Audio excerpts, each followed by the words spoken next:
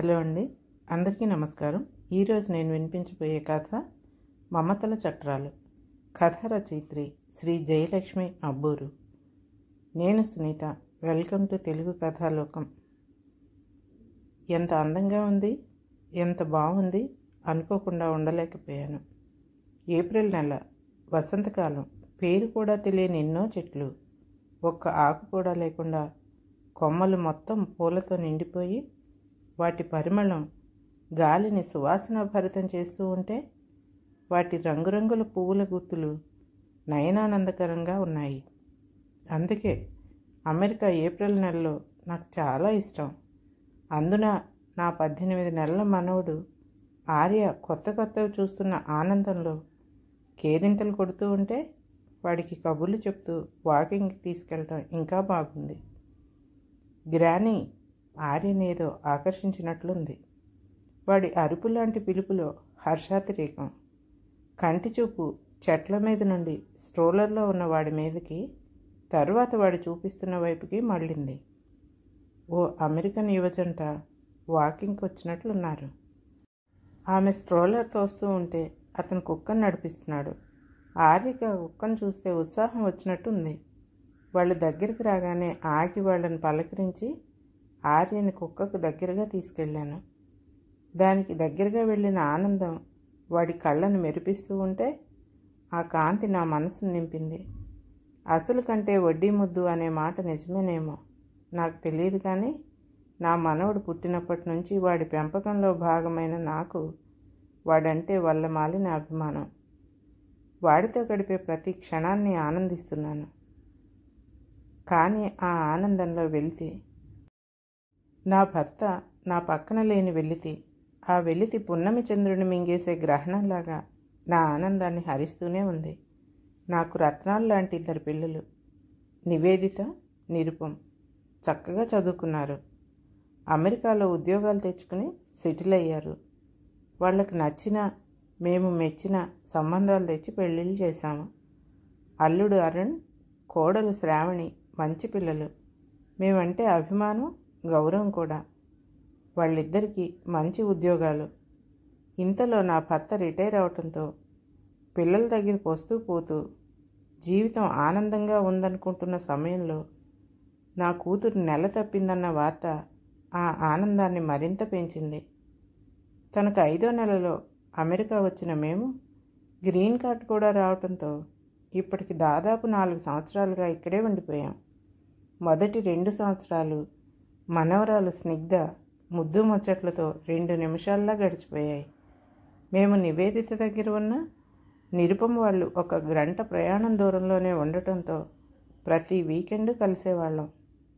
పిల్లలకి సహాయపడుతున్నామన్న తృప్తి, వాళ్లతో సమయం గడుపుతున్నామన్న ఆనందం, కొత్త తరం వచ్చిందన్న కొంగ్రొత అనుభూతి అన్నీ కలిసి నాకు, నా భర్తకి జీవితం సాఫల్యమైన భావాన్ని ఇచ్చాయి. అయితే కాలం మన కోసం ఆగిపోదు కదా. కోడలు శ్రావణి నెల తప్పటం, వాళ్ళ తల్లిదండ్రులకు వీసా రిజెక్ట్ కావటంతో తనకి మా అవసరం ఏర్పడింది. ఇటు చూస్తే స్నిగ్ధకి ఇంకా 18 నెలలు కూడా నిండలేదు. అప్పుడే డే కేర్కి పంపడానికి మనస్కరించలేదు.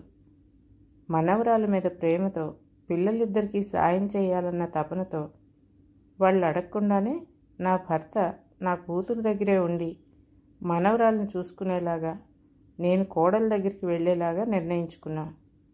ఆ రోజుకి అది మంచి నిర్ణయంగా అనిపించినా దాదాపు 2 సంవత్సరాల తర్వాత ఈరోజు ఆ నిర్ణయమే నాకు మనశ్శాంతి లేకుండా చేస్తోంది.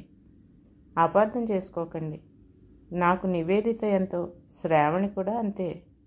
స్నిగ్ధ, ఆర్య ఇద్దరూ ప్రాణమే.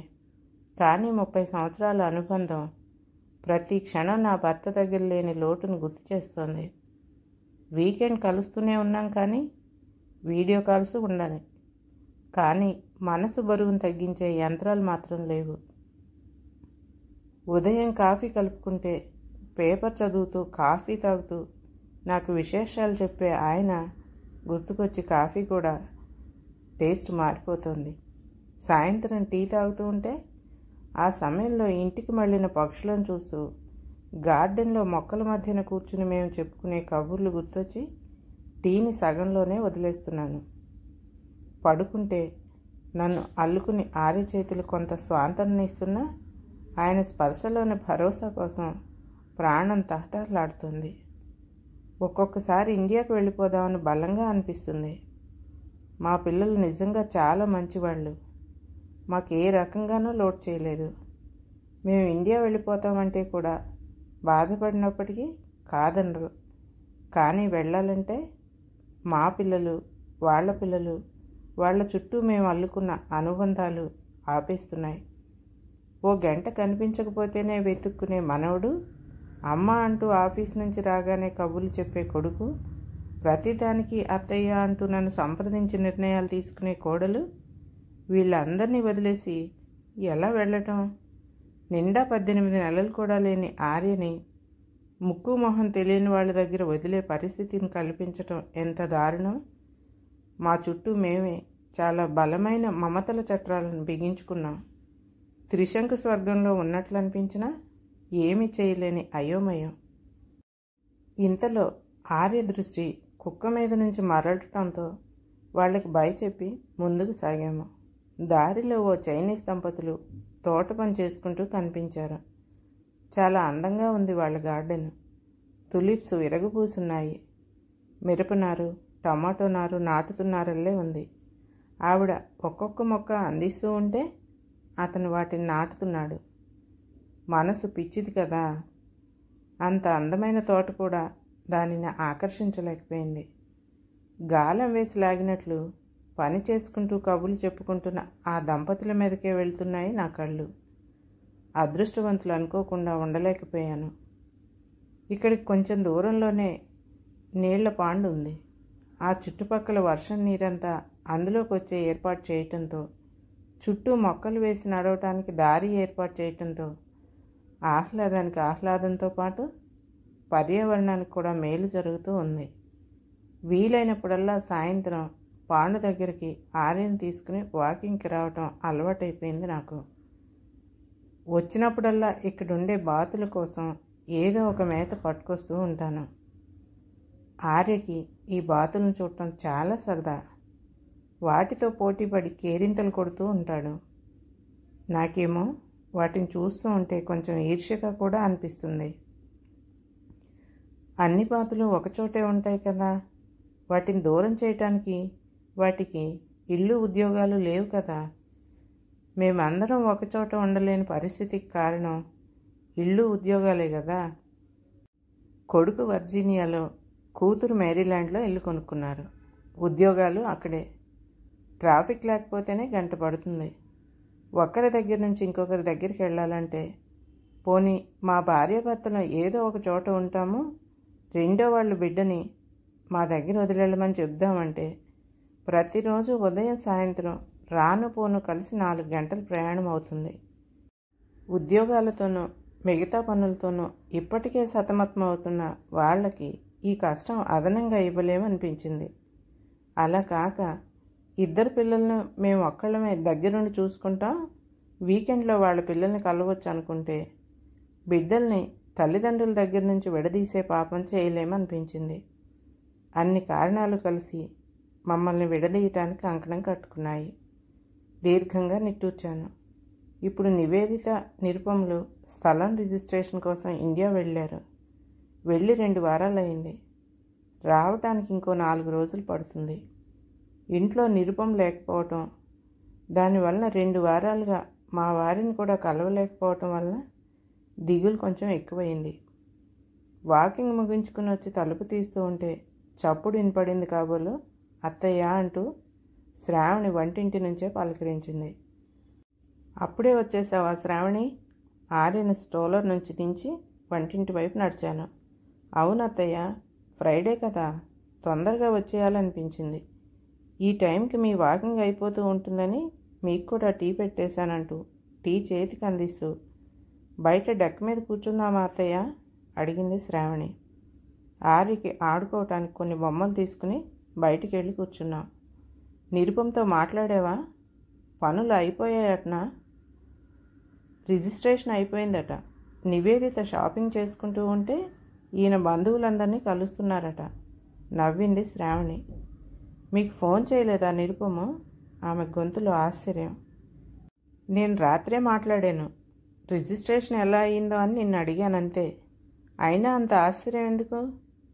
ఎందుకా? అత్తయ్య, మీ అబ్బాయి మీకు ఫోన్ చేయకుండా ఒక్కరోజు కూడా ఉండట్లేరు కదా. నేను కంప్లైంట్ చేయటం లేదు రండి, నవ్వేసింది శ్రావణి.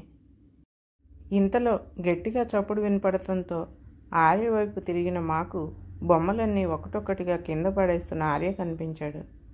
వీడికి బొమ్మలు ఎక్కువైపోయాయి అత్తయ్య. ఈ ఆదివారం గర్రాస్ సేల్లో పెట్టేద్దాం, అవసరం లేనివన్నీ. శ్రావణి గొంతులో చిరుకోపం ధ్వనించింది. గర్రాస్ సేల్ అంటే? ఓహో, మీరు వచ్చిన తర్వాత ఇప్పటి వరకు గర్రాస్ సేల్ పెట్టలేదు కదా అత్తయ్య. మన కమ్యూనిటీలో 2 సంవత్సరాలకు ఒకసారి పెడతారు. అందరూ వాళ్ళకి అవసరం లేని వస్తువుల్ని వారి వారి ఇంటి ముందు అమ్మకానికి పెడతారు. వాటిని నచ్చిన వాళ్ళు కొనుక్కుంటారు. అవునా? ఇక్కడ అందరూ బాగానే ఉన్నారుగా. అలా పాతవి కొనుక్కోవడానికి వాళ్ళు ఏమీ ఫీల్ అవరా? శ్రావణి నవ్వేసింది. లేదత్తయ్య, బట్టలు కూడా కొనుక్కుంటారు, వేసుకుంటారు. పాతవి అని ఫీల్ అవటం నేను పెద్దగా చూడలేదు. అలా అని ఎవరు పాడైనవి సేల్లో పెట్టరు. మనం రేపు అన్నీ తీసి పక్కన పెడదాం. ఎల్లుండే కదా సేల్. నాకైతే చాలా గమ్మత్తుగా ఉంది. వస్తున్న వాళ్ళు పేదవాళ్ళలో లేరు, కానీ నచ్చినవి ఇష్టపడి కొనుక్కుంటున్నారు. ఇక అవసరం లేదని పక్కన పెట్టేసిన అన్నిటినీ గర్రాజ్ నుంచి, క్లోజెట్ల నుంచి సేకరించి తెచ్చి ఒక టేబుల్ మీద అమర్చి నేను శ్రావణి కుర్చీలు వేసుకుని కూర్చున్నాం. సగం వరకు అప్పుడే అమ్ముడుపోయాయి. ఇంకా అమ్ముడుపోవాల్సిన వాటిల్లో జంట కుందేళ్ల బొమ్మలు చాలా బాగున్నాయి. వాటిని ఎందుకు అమ్మటమో కూడా నాకు అర్థం కాలేదు.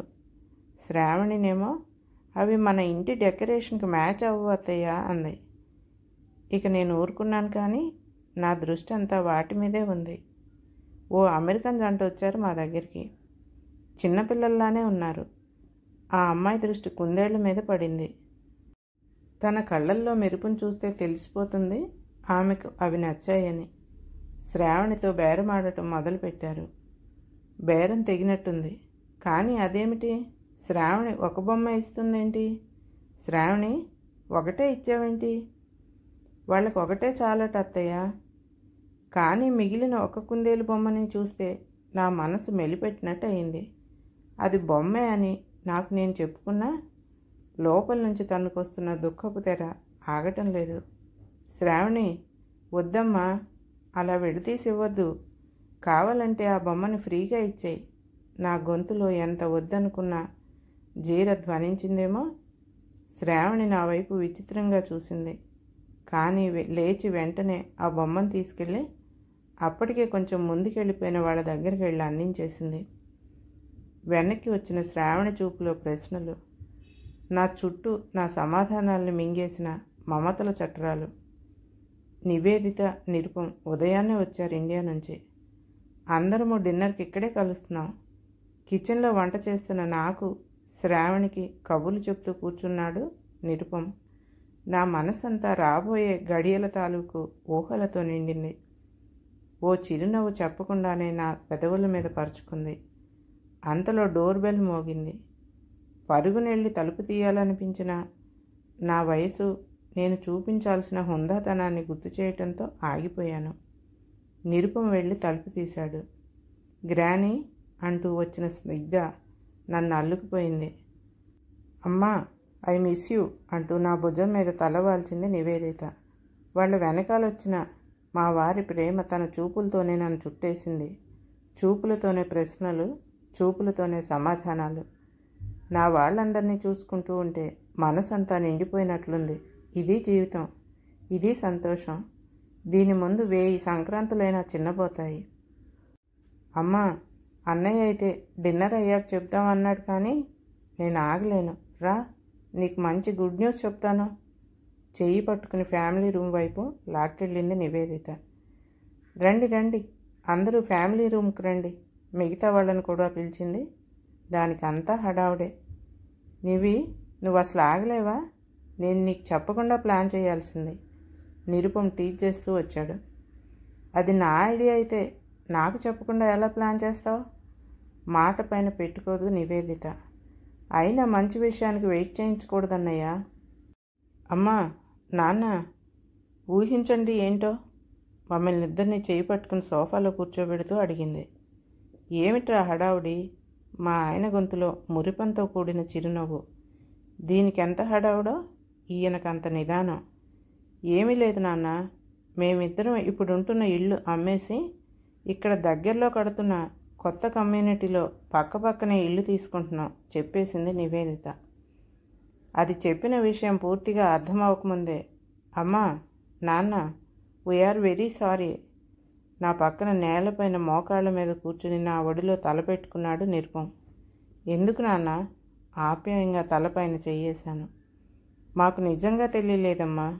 మా అవసరాలు తీరిపోతున్న కొద్దీ అంతా బాగానే ఉంది అనుకుంటూ ఉన్నాం. ఇండియాకి వెళ్ళినప్పుడు భారతి పిన్ని అంటేనే కానీ ఆ ఆలోచన రాలేదు. ఏమందిరా భారతి? నువ్వురా నా దగ్గర, నాన్న చెల్లి దగ్గర ఉన్నారని తెలిసి, ఒరే, మీ నాన్న మిమ్మల్ని మీ అమ్మని మిస్ అవుతారని ప్రమోషన్ కూడా వదులుకున్నారా?